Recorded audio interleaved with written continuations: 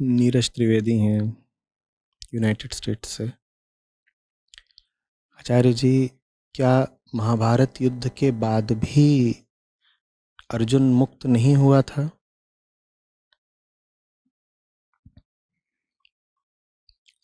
श्री कृष्ण के विराट दर्शन के बाद श्रीमद् भगवद गीता के अंतिम अध्याय के 73वें श्लोक में अर्जुन कहते हैं, हे अच्युत, आपकी कृपा से मेरा मोह नष्ट हो गया और मैंने स्मृति प्राप्त कर ली है। अब मैं संशय रहित होकर स्थिर हूँ, अतः आपकी आज्ञा का पालन करूँगा। आचार्य जी, तो फिर दोबारा उत्तर गीता की क्या आवश्यकता पड़ी? कृपया मार्गदर्शन करें। कृष्ण कृष्ण हैं और अर्जुन अर्जुन है। श्रीमद् भगवद गीता कृष्ण की वाणी है ना, पर ग्रंथ में तो बीच बीच में अर्जुन के वचन भी उल्लिखित हैं, है ना। गीता में अधिकांशतः किसकी वाणी है? श्री कृष्ण की। लेकिन साथ ही बीच बीच में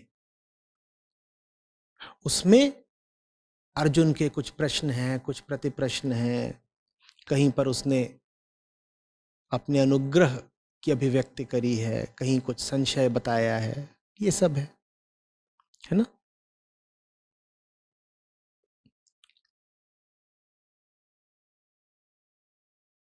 अब सिर्फ इसलिए कि अर्जुन की भी कुछ बातें गीता ग्रंथ में मौजूद हैं, उन बातों का कृष्ण के वचनों जितना मूल्य और महत्व थोड़े ही हो गया। अर्जुन अर्जुन है और कृष्ण कृष्ण है।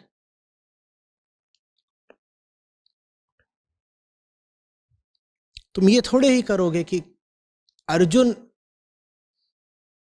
द्वारा उल्लिखित किसी बात को गीता का श्लोक कहकर पूजना शुरू कर दो। करोगे क्या ऐसा?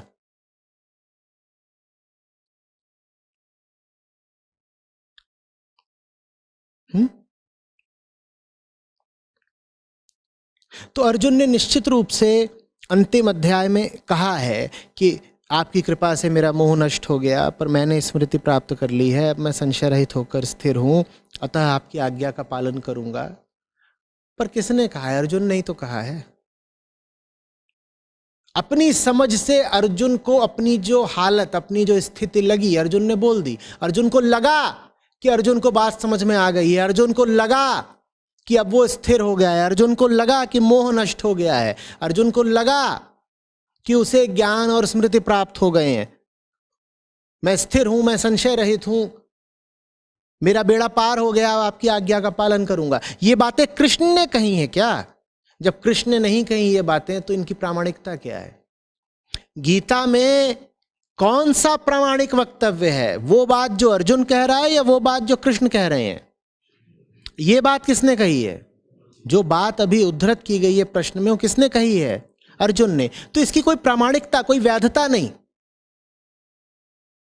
अर्जुन को ऐसा प्रतीत हो रहा है कि वो संशय रहित हो गया, भ्रांति मुक्त हो गया, इत्यादि इत्यादि, तो वो कह दे रहा है कि हाँ हाँ, मुझे सब बात समझ में आ गई, आपकी आज्ञा का पालन करूंगा। अब कितनी बात समझ में आई है, वो युद्ध के कुछ ही दिनों बाद पश्चात खुल जाता है मामला। कहता है कि उस वक्त तो समझ में आ गई थी, बाद में भूल गया। कहता है विचलित बुद्धि हो जाने के कारण मेरा वो ज्ञान नष्ट हो गया है। सतही तौर पर समझ में आई थी, पूरे तरीके से नहीं। कृष्ण थोड़ा रुष्ट भी होते हैं, कहते हैं बड़े मंदबुद्धि हो तुम,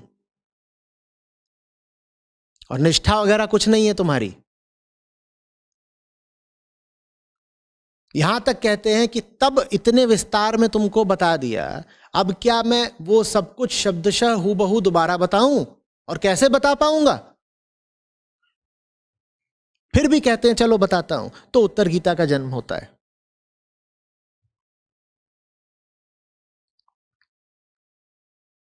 सिर्फ इसलिए कि दो लोग आमने सामने हैं या साथ साथ हैं, एक ही कोटि के थोड़े ही हो जाते हैं भाई।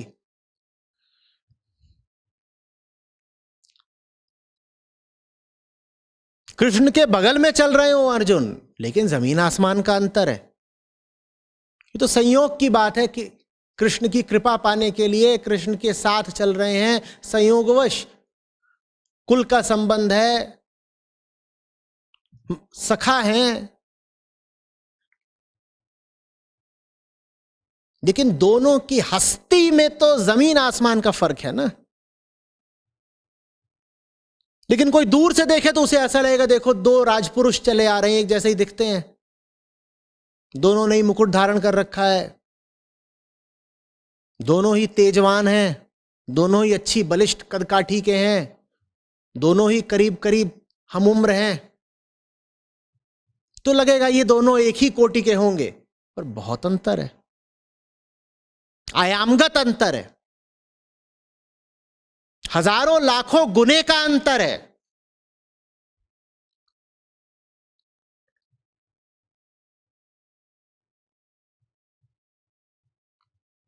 समझ में आ रही है बात?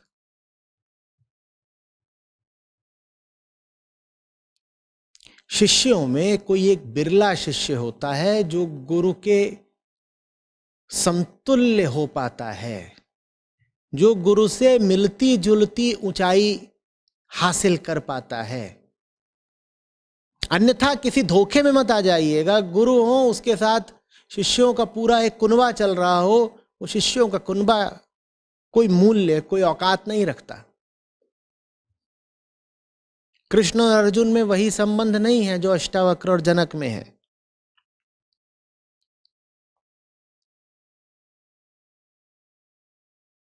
कृष्ण और अर्जुन में आमतौर पर जो संबंध होता है गुरु शिष्य के बीच, वही संबंध है कि गुरु बहुत ऊंचा और शिष्य उसके सामने है,